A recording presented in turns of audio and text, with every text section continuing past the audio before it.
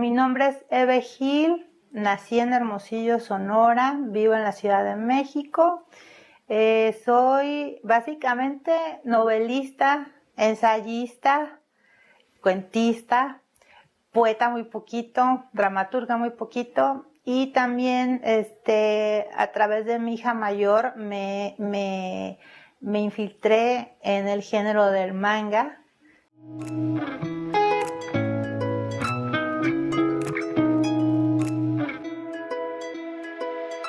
O sea, los libros siempre han formado parte de mi vida.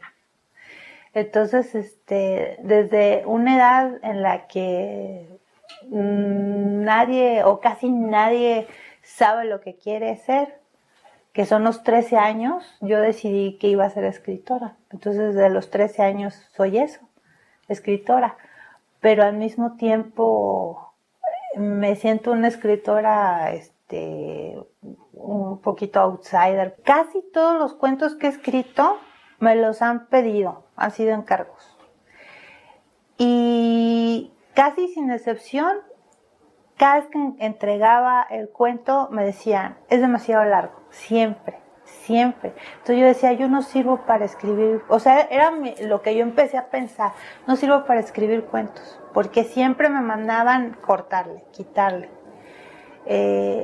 Nunca hubo un momento en que me dijeran, está perfecto así, no, siempre me decían, está demasiado largo, siempre. Y un día, yo ya había de esos cuentos que por alguna razón no entraron en antologías porque eran demasiado largos y pues yo no los quise recortar.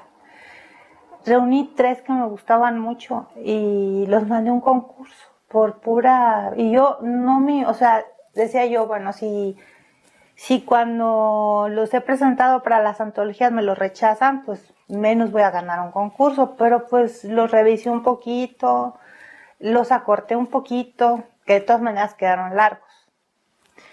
Y lo mandé al concurso, al Nacional Efraín Huerta, en el 2006.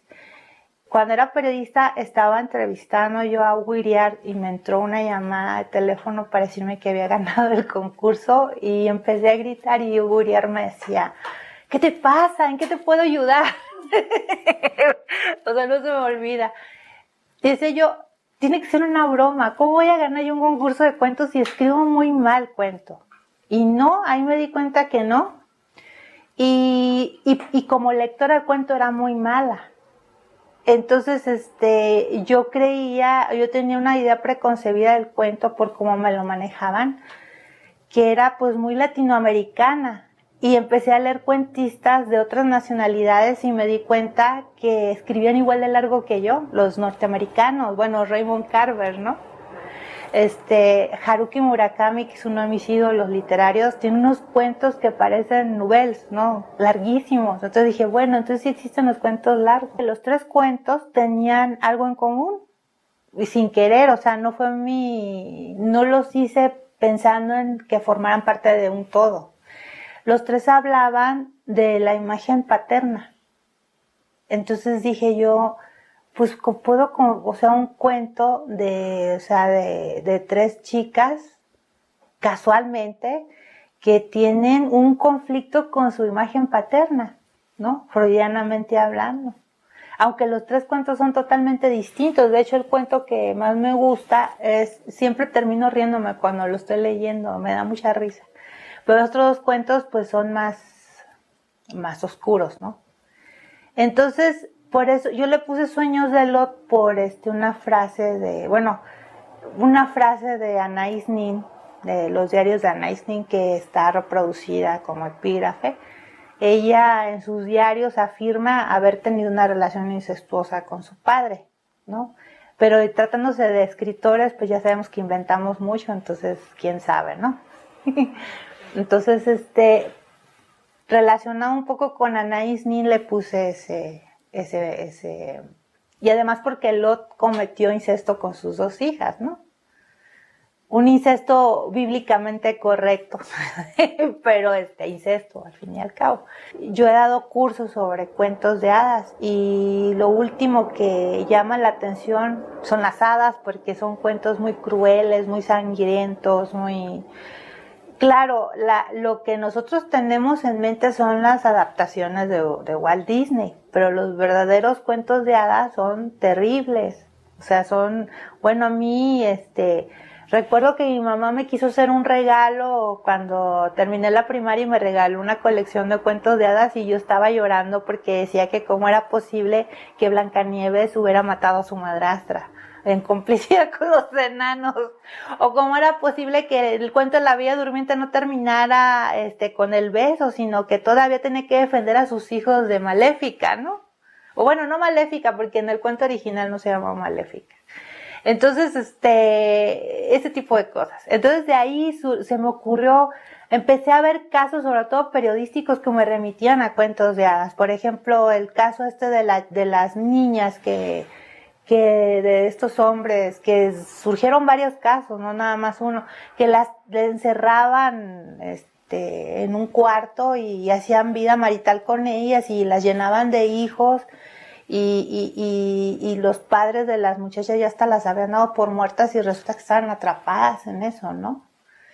De ahí, por ejemplo, o sea, no sé, me trajo a la mente a Lewis Carroll y de ahí salió Alicia en el País de las Maravillas y de ahí salió un cuento relacionado con las dos cosas. También tengo un cuento que es el cuento bueno, yo soy de esas raras personas que tuvo dos abuelas radicalmente distintas. Una era como la abuela de Caperucita, un poquito apegada a ese prototipo, y la otra era una desgraciada maldita que realmente ya se murió y la sigo odiando. La abuela paterna era horrorosa. Entonces hice un cuento, dije, una Caperucita que tenga dos abuelas, una maldita y una buena, ¿no?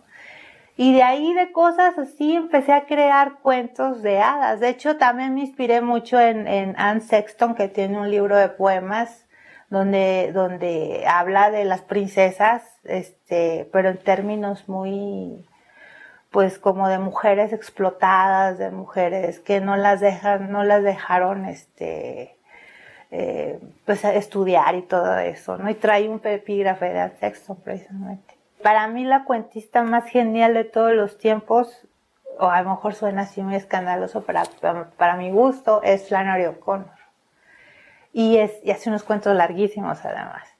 Y yo recuerdo que, bueno, en toda mi vida solamente dos cuentos me han hecho llorar. Y uno fue uno de Flannery O'Connor que se llama Un hombre bueno es difícil de encontrar, que se me hace una obra de arte. Y el otro es un cuento de Francisco Otario que se llama La noche del perro. Son los únicos dos cuentos con los que he llorado. Y por lo mismo considero que son perfectos. Me llegaron, o sea, me estrujaron el alma. Y siempre que les leo a mis alumnos, cualquiera de esos dos cuentos terminan llorando. Así que no soy la única. Y Flannery O'Connor, a mí me gustan mucho esos autores que transmiten sentimientos. O sea, prefiero que me transmitan sentimientos a decir, oh, qué perfecto, qué bien escrito está este cuento. Prefiero que me transmitan sentimientos, ¿no? Otro tipo de cuentos que me gustan mucho, aunque yo no escribo en esa forma, es los cuentos de Borges. Me gustan, que son como entre cuento y ensayo, o son ensayos, cuentos, o cuento-ensayo. Bueno, me inspiró para escribir una novela que es Virtus, pero cuento así como los que escribe él, no. Pero es esa cosa de escribir una historia haciéndola pasar por real o como un tono ensayístico cuando en realidad es una ficción, ¿no? También este libro que no son, bueno, son las reseñas ficticias de Stanislav Lem, de cuentos, de libros que no existen, que son, yo lo considero que es una forma de cuento, ¿no? También, de escribir libros que no existen, de decir de qué se tratan, dónde los publicaron, la historia del autor de los cuentos, etcétera, ¿no? Bueno, me gustan mucho Socorro Venegas. Me encantan los cuentos de Socorro Venegas.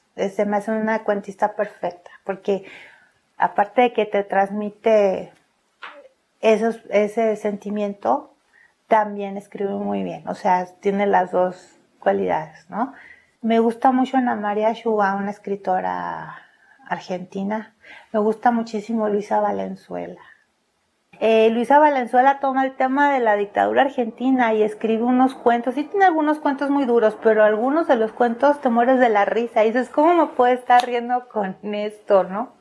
Eso también a mí me impresiona mucho de ella, que está hablando de una tragedia y lo narra de tal forma que parece cómico, parece chistoso. Oscar Wilde fue el que me hizo escritora. Cuando leí Oscar Wilde dije, yo quiero hacer esto. Todo empezó cuando ingresé a la carrera de Letras Hispánicas en la Universidad de Sonora. Yo, realmente mi intención era ser escritora, pero quería, ser, erróneamente mi idea es ser mejor escritora, estudiando una carrera, lo cual, pues después me di cuenta que no, que la carrera de Letras Hispánicas es para ser académico, no para ser escritor. El caso es que cuando vi el programa y me di cuenta que solamente había una escritora en el programa, que era Sor Juana Inés de la Cruz, pues me quedé helada, y le pregunté a un profesor que por qué no había más mujeres en el programa, y su respuesta fue que porque había muy poquitas escritoras y las poquitas que había eran muy malas.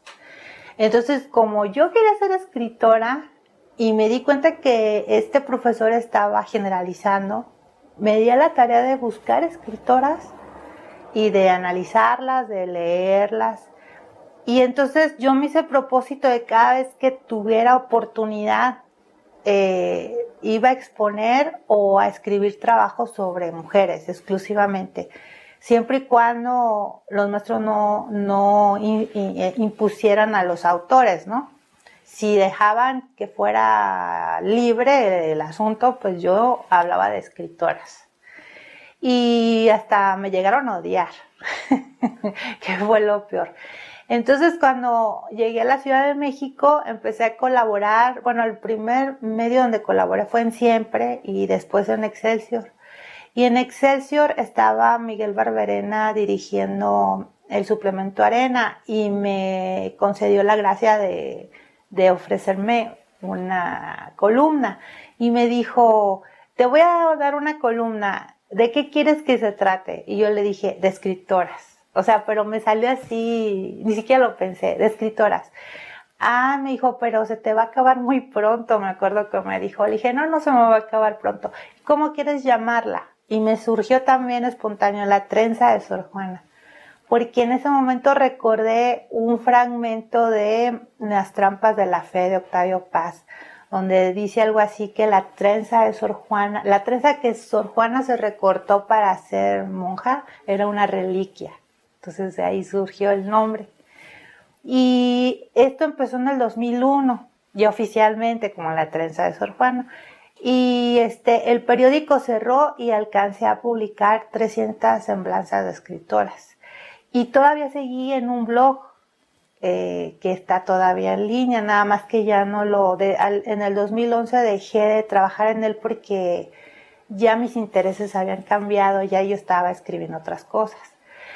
Pero en cierta manera yo he seguido escribiendo biografías de escritoras y el fruto de el fruto de La trenza de Sor Juana han sido 2 libros. Uno fue La nueva ciudad de las damas, que se publicó en la UNAM gracias a Rosa Beltrán, a quien le agradezco mucho haberme concedido esta publicación. Y recientemente Evaporadas en Nitropress, que forman parte del mismo proyecto.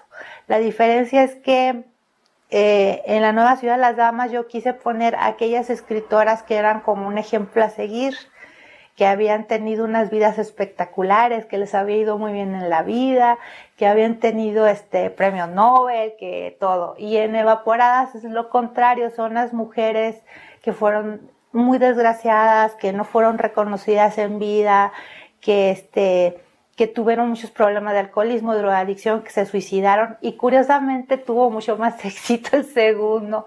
Y yo creo que porque les gustan más las chicas malas, porque así se llama el subtítulo es Las chicas malas de la literatura, ¿no?